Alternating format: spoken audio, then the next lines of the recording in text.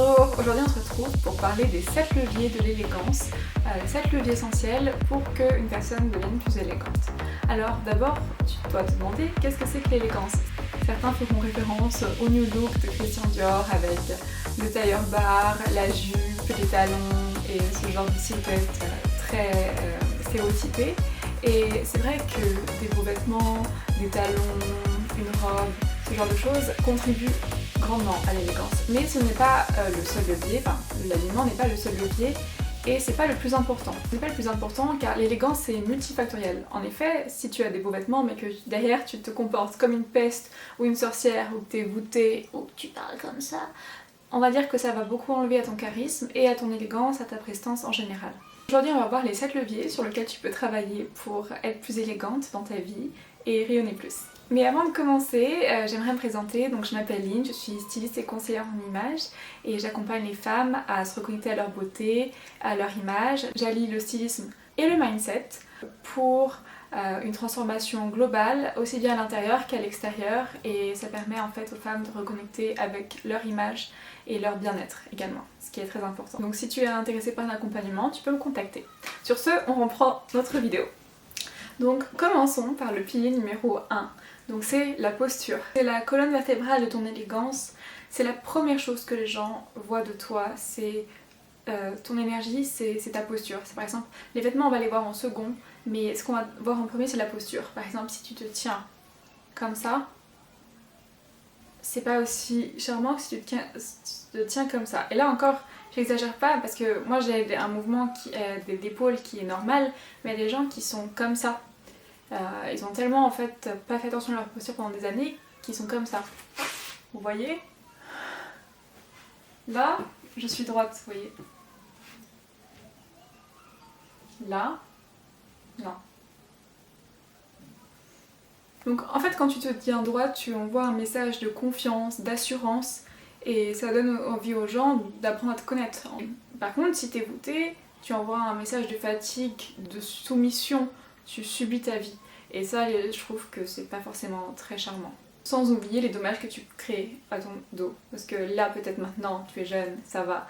Mais moi, je vois déjà des jeunes à Paris, je dirais, qui ont 16 ans, je sais pas quel âge ils ont sur leur téléphone comme ça. La nuque, on dirait qu'elle va se détacher. Enfin, ça met tellement de tension. Sans compter les dégâts que ça va faire sur le visage. Et sur le dos, c'est vraiment quelque chose... vraiment, il faut faire hyper attention. C'est un des pires maux du siècle. Franchement, c'est vraiment ravageur. Donc prenez soin de votre dos, je vais vous mettre des exercices à faire pour fortifier le dos et toujours penser à la posture. Aussi quelque chose qui peut aider à la posture, c'est la respiration abdominale. C'est vraiment en fait de contracter ses abdominaux, d'être souvent gainé. Ça va permettre en fait de ne pas que tout repose sur les lombaires. Quand on est avachi, vous voyez, il y en a une courbe qui se fait en fait au niveau des lombaires, ce qu'on appelle la cambrure en fait, et donc de contracter, travailler ses abdominaux, c'est important pour ça. Également il y a des exercices de yoga que j'aime bien faire, donc que ce soit avec le foam roller ou le cobra. Voilà, donc il y a pas mal d'exercices, des petits exercices comme ça qui peuvent beaucoup aider et avoir conscience de soi. Donc dès qu'on se voit dans un miroir, hop, on se redresse. Et quand on marche, hop, on marche droit. Voilà, c'est une habitude à prendre, ça peut prendre un peu de temps en fonction du niveau qu'on a, mais c'est totalement faisable. Je veux dire, moi, on m'a toujours répété très jeune de toujours me tenir droit. J'ai fait l'équitation et tout ça, donc c'est pour ça aussi que je pense que j'ai naturellement en fait les épaules ouvertes et voilà. Après c'est une question de morphologie aussi. Mais c'est beaucoup une question d'habitude dans le temps. Voilà. Maintenant passons à le pilier numéro 2 qui est le vêtement. Donc le vêtement c'est la deuxième chose qu'on voit, c'est très important. Et quand j'entends par vêtement, ça ne veut pas forcément dire porter les vêtements les plus chers, les marques et tout ça, c'est juste porter un vêtement qui est adapté à toi, à ta morphologie, à ta colorimétrie et à ta personnalité, ton mode de vie. Je vais faire des vidéos dans le futur là-dessus, parce que c'est très important. Mais il ne faut pas porter des vêtements trop grands ni trop petits, il faut que ce soit bien ajusté. Également, il faut faire attention à tout ce qui est trous, petits trous, la laine qui peluche, c'est pas élégant non plus, c'est du détail ça, mais c'est important. Il y a également les taches sur les chemises, les plis, également le repassage c'est important. Moi j'ai souvent négligé, quand j'étais petite je voulais pas repasser mes vêtements, ma mère le faisait et parfois je voulais porter un vêtement et elle me disait non tu peux pas le porter parce que je l'ai pas repassé. Mais bon voilà, maintenant je repasse moi-même mes vêtements ou j'ai un steamer. Vous pouvez acheter un steamer, c'est très pratique. Mais repasser les vêtements c'est très important. Même quand je faisais mon stage j'ai appris que c'est encore plus important parce que quand on est étudiante parfois on n'a pas forcément envie de nettoyer, de repasser ses vêtements, du coup on le fait pas. Et après on prend cette habitude et il faut vraiment casser cette habitude, il faut repasser ses vêtements, c'est très important. Donc également ce qui peut ajouter l'élégance c'est de porter des couleurs qui nous vont bien au teint, qui mettent en valeur nos yeux et nos cheveux. Et également de porter des vêtements qui soient en harmonie avec notre image, notre look, pas porter trop de choses différentes dans un même look. Ça peut casser l'harmonie, parfois ça marche mais ça marche quand c'est bien réfléchi. Également faire attention aux coupes, choisir des vêtements adaptés à sa silhouette. Donc si on a une coupe, par exemple si on est un V, on va apporter un peu plus de volume en bas, si on est au contraire un A, on va apporter un peu plus de volume en haut, etc. Je vous ferai une vidéo sur les morphologies un peu plus tard. Voilà. Mais dans tous les cas, il faut respecter les proportions du corps et porter des coupes, des jolies coupes. Pas des choses trop grandes ni des choses trop petites. Ensuite, on va passer au troisième pilier. Donc c'est les cheveux, c'est notre couronne, on va dire c'est très important aussi. Donc c'est quelque chose de très important parce que si nos cheveux sont sales, ne sont pas soignés, ne sont pas coiffés, ont des dreadlocks et sont pas beaux, bah forcément ça va nuire également à notre charme.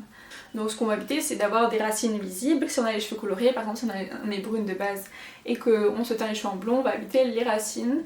C'est pas élégant, ça fait cheap, on ne veut pas ça. Ensuite on va éviter d'avoir des dreadlocks, donc on va utiliser des soins, on va démêler ses cheveux, tout ça pour être soigné. Et également ce que j'aime bien ce sont les coupes de cheveux où on a les cheveux attachés, parce que là à l'intérieur c'est facile d'avoir des cheveux détachés, c'est très joli, mais dehors quand il y a beaucoup de vent et tout ça l'hiver, moi j'aime bien attacher mes cheveux. Moi je fais des queues de cheval basses, je trouve que ça me va bien, mais après c'est à vous de trouver la coupe de cheveux que vous aimez bien. Ça peut être des chignons, ça peut être des tresses, ça peut être des queues de cheval hautes. Moi j'aime pas parce que ça tire un peu sur la tête et ça fait mal à la tête au bout d'un moment dans la journée, mais si vous aimez ça, vous pouvez totalement porter ça. Il faut porter quelque chose qui vous va, dans lequel vous êtes à l'aise, et je trouve que ça apporte un côté très chic d'avoir les cheveux attachés, ça dégage à la nuque, ça montre nos belles épaules ouvertes, notre beau visage. Voilà, je trouve que c'est très joli et c'est également très pratique. Ensuite, le quatrième pilier, donc ça va être le maquillage. Alors le maquillage, il faut savoir qu'il est là pour nous sublimer, il n'est pas là pour nous masquer et nous transformer. Il est vraiment là pour embellir ce qui est déjà beau chez nous. Voilà, tout simplement. Donc moi j'ai quelques règles, c'est pas de faux cils. En tout cas si on met des faux cils, il faut qu'ils soient très naturels, presque qu'on puisse pas en fait savoir ce qui est faux, ce qui est réel, mais c'est rare. Mais par exemple les femmes qu'on voit, qui ont les cils tout noirs comme ça, qui prennent les trois quarts de leurs yeux, c'est pas beau, je veux dire, c'est pas naturel, ça fait même peur je trouve. Enfin, bon, même des enfants ils trouvent que ça fait peur, et moi aussi. Mais voilà, donc ça c'est vraiment à proscrire, c'est interdit. Ensuite le teint, faites un teint lumineux, pas un teint mat avec 50 couches de fond de teint où vous tachez, c'est pas beau, votre peau peut même pas respirer, ça crée des boutons, c'est pas hygiénique. Il faut juste une légère couche. Je vais vous dire un truc, si vous avez plein de boutons, c'est qu'il y a un problème dans vos intestins. C'est juste une piste, mais dans tous les cas, 90% des cas c'est le cas, c'est que vous mangez quelque chose que vous ne tolérez pas. Moi j'ai changé mon régime alimentaire, j'ai jamais eu de problème de boutons parce qu'on a toujours mangé très sainement, mais ma peau est encore plus belle depuis que j'ai diminué, que j'ai totalement arrêté de consommer des grains, que ce soit blé, riz, tout ça vraiment. Et puis ça a un impact également sur la peau, sur les ongles aussi. Mes ongles sont hyper forts, ils ne se cassent pas du tout. Et mes cheveux, j'ai plein de petites pousses, franchement c'est top. Voilà, mais bon après on est tous différents, donc je vais faire cette parenthèse, c'est pas le sujet de la vidéo, mais ça peut être une piste, voilà. Donc ne mettez pas beaucoup de fond de teint, mettez un peu de blush, du bronzer, un peu de fard à paupières et de rouge à lèvres, et c'est tout, vous n'avez pas besoin de beaucoup plus en fait. Voilà, le but c'est quand même que vous restiez vous, voilà, vous en plus beau, mais pas quelqu'un de différent. Ensuite, le cinquième levier pour être plus élégante, ça va être la voix. Ça va être le phrasé, ça va être le langage. Parce que la voix c'est un levier extrêmement important sur en fait l'élégance, voilà, c'est quelque chose de très important. Moi j'ai commencé le chant il y a quelques mois, Voilà, bon, pour le moment je suis pas encore suffisamment à l'aise pour faire des covers et partager un peu ce que je fais sur YouTube, mais j'aimerais bien faire une vidéo d'évolution. Je la partagerai quand je serai prête, mais ce que j'apprends c'est que la respiration c'est extrêmement important, c'est ce qui soutient en fait le chant, mais il y a également la voix et le tempo, la manière dont on parle. Pas parler trop vite, ça a été longtemps mon problème, parce que j'ai été très longtemps quelqu'un d'anxieux, et je parlais très vite et je ne respirais pas et je me fatiguais, je m'essoufflais et je n'articulais pas bien. Et articuler c'est très important pour se faire comprendre, et ça apporte le fait d'être posé, bien articulé, c'est quand même très charmant. Je trouve que c'est quelque chose, la voix pour moi c'est super important. Et une voix claire, posée, ça a également une connotation un peu... Alors on peut parler du effet de halo, mais ça va permettre de paraître plus intelligent, plus posé, plus confiant. Et ça va également influencer sur toi après, parce que ce que les autres perçoivent de toi, après tu perçois ça de toi-même également. Également, quelque chose qu'il faut éviter, c'est les A, tout ce genre d'onomatopée. Moi j'en faisais beaucoup et parfois c'est possible que j'en fais encore sur YouTube parce que je suis pas encore très à l'aise devant la caméra, donc parfois il peut m'arriver de plus savoir quoi dire, et c'est pour combler un vide, c'est pas nécessaire. Également, ce qui est important, c'est de varier les intonations, de parfois lever un peu plus le ton pour accentuer les choses qui sont importantes, et parfois d'être un peu plus calme, un peu plus douce, et ça apporte de la vie dans la voix, donc c'est intéressant. Et ce qu'il faut à tout prix arrêter, c'est les... J'entends ça tout le temps quand je sors dehors, c'est les wesh, t'as capté, wesh frère, ce genre de choses, c'est vraiment, enfin, je trouve que c'est pas très élégant, et surtout, ouais non, c'est anti-charismatique, je trouve ça vraiment naze, comme on dit, c'est naze. Voilà, j'aime pas du tout. Enfin bref. Donc si tu veux progresser sur ta voix, tu peux faire des vocalises, du travail de respiration, et enregistre-toi avec ton téléphone. Écoute-toi, juste raconte ta vie, voilà. Et puis tu vas écouter ton téléphone et tu vas dire ah ouais, c'est vrai que je parle comme ça. Et tu vas te rendre compte en fait de tes tics de langage. Et je trouve que c'est une bonne manière en fait pour améliorer sa communication. Parce que la communication c'est très important, ça va t'aider dans ton travail, tes relations amicales, amoureuses, et je trouve que c'est quelque chose qu'on néglige peut-être un peu trop souvent, la voix, mais c'est important. Ce qui peut également jouer sur ton élégance, c'est ton langage non verbal. Parce qu'il faut savoir que 70% de notre communication se fait via le non verbal, et pas forcément avec les mots qu'on utilise. Ça peut paraître absurde, mais c'est vrai. Donc ce que tu exprimes dans le regard, dans le sourire, dans les gestes, dans ton attitude, en général, comment tes pieds sont, comment tes mains sont, ta nervosité, tout ça, ça s'appelle du non-verbal. Donc c'est quelque chose que tu communiques malgré toi. Parfois tu le fais de manière inconsciente, et ça en fait, souvent ça trahit pas, ça montre vraiment un peu ton vrai état interne, tu vois. Si tu souris naturellement sans t'en rendre compte, ça montre que t'es quelqu'un de joyeux, voilà, que t'es ouvert à la communication. Au contraire, si tu fais la tête comme ça et que tu fais mais oui non, je suis contente de te voir, oui je suis contente de te voir, oui je suis contente de te voir, mais c'est un peu quand même différent, c'est pas la même chose, voilà. Et il y a des gens qui ne prêtent pas attention à ça, et ça peut beaucoup nuire à leur charisme. Également, un regard franc, ça montre une certaine confiance en soi. Moi j'ai eu pas mal de mal à faire le eye contact avec des personnes, que ce soit mes professeurs ou les personnes en général, de leur parler directement dans les yeux, c'est quelque chose que je trouve assez intrusif, j'aime pas trop, mais je me suis un peu forcée, et puis au final ma communication est devenue un peu meilleure grâce à ça. Donc après je pense que j'ai pas vraiment de conseils à vous donner là-dessus, je dirais que faut juste essayer, soutenir quelques secondes, puis après regarder ailleurs, ou regarder le nez de la personne. Parfois ça marche. Enfin, parfois il va se dire mais pourquoi il me regarde pas dans les yeux, enfin voilà, ou non, regardez ici. C'est ici, entre les sourcils. Regarder entre les sourcils, c'est mieux que le nez, parce que parfois les personnes se rendent compte qu'on regarde leur nez. Également, un autre point qu'on peut faire, sur lequel on peut faire attention, c'est les mains. Les mains, quand on est en train de parler à quelqu'un ou lors d'un meeting, qu'on est constamment en train de se tripoter les mains.